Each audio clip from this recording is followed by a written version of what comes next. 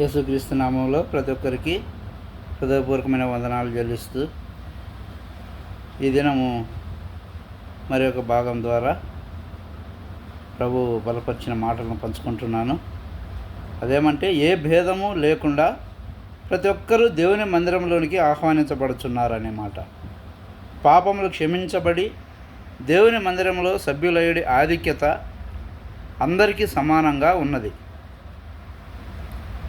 అంతేకాకుండా గత పాపముల వలన కలిగిన లోటుపాట్లు ఉన్నప్పటికీ అభ్యాసం చేత పాపం వలన హీనదశకు వచ్చినప్పటికీ మార్చబడిన ఎవరైనాను దేవుని మందిరంలో ప్రవేశించి ప్రయోజకులు కావచ్చు.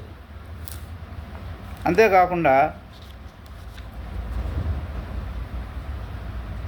పాపంలోనూ సిగ్గుకరమైన జీవితంలో ఉన్నవాళ్ళు కూడా ఒనేసిము వలె దేవుని మందిరంలోనికి వచ్చడం ద్వారా మార్చబడి దేవుని చిత్తమును సంకల్పాన్ని గూర్చి లోతైన జ్ఞానము పొందగలరు.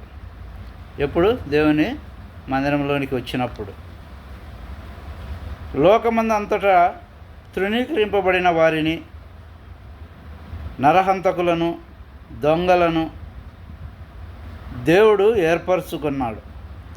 వారే తుదకు గొప్ప దైవజనులుగా మారిరి.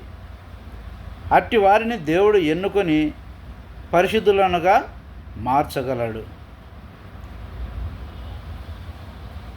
ప్రైజ్ ది లార్డ్ అందరికీ.